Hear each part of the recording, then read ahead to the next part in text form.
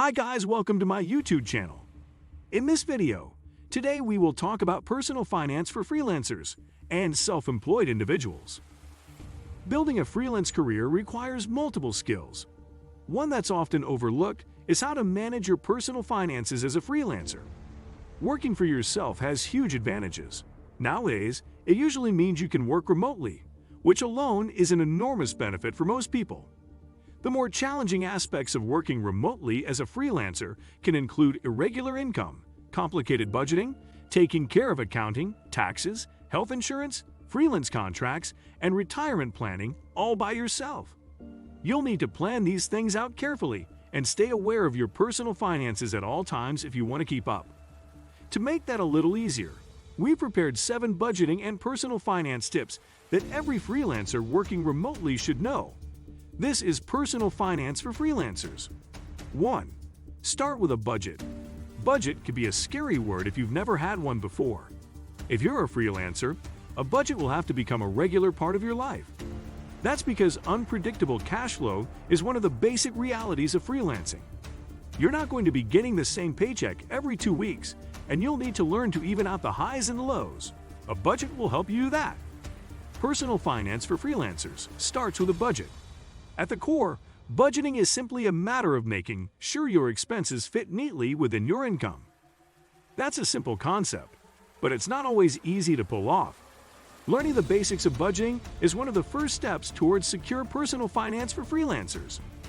It can help if you get a budgeting app that will make the process easier.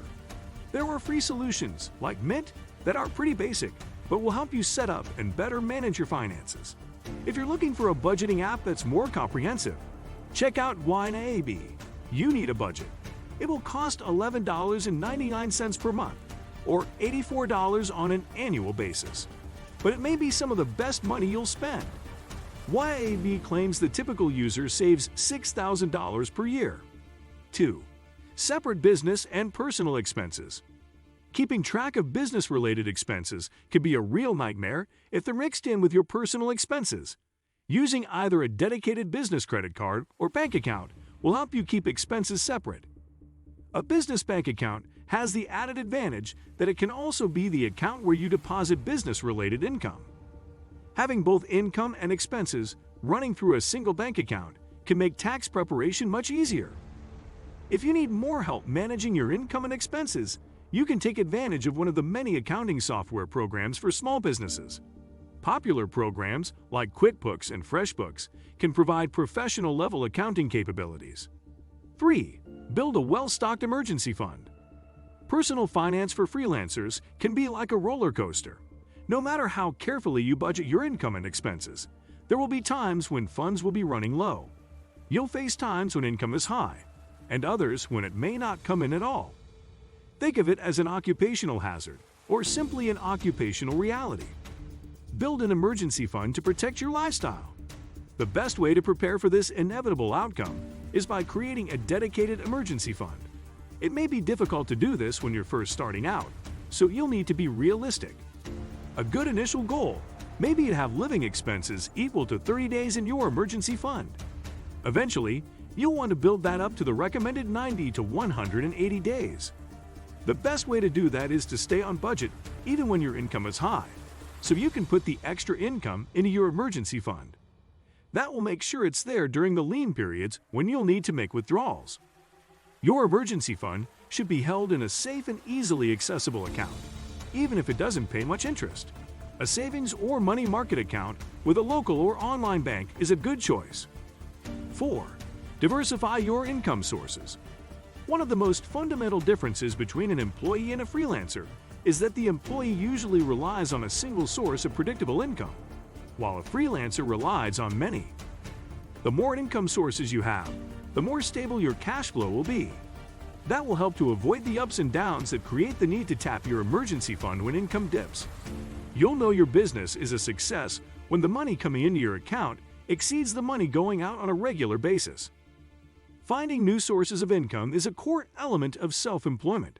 You'll need to be searching for new sources on a regular basis. For example, if you're a freelance writer, there are multiple ways you can acquire new clients.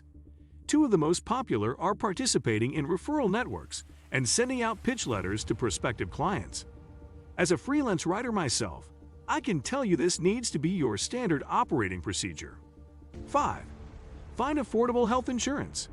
Finding affordable health insurance is not just a personal finance problem for freelancers. It's a problem for just about everyone. But it's a particular headache for the self-employed. As a freelancer, that's exactly what you are. Unfortunately, there aren't a lot of options.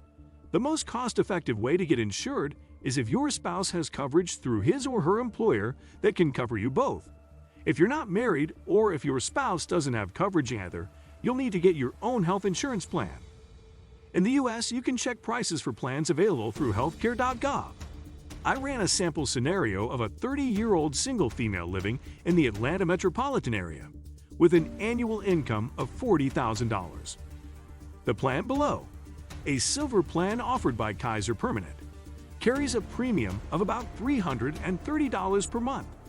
Now you can get plans with lower premiums, but the deductibles are in the $6,500 to $7,000 range. The plan shown below has a maximum deductible of $3,500.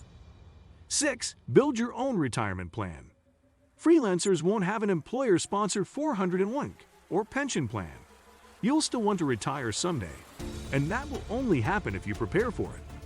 The time to begin preparing is now. Retirement plan contributions, like health insurance premiums, will represent another draw on your cash flow. Fortunately, retirement plans come with much greater flexibility than health insurance.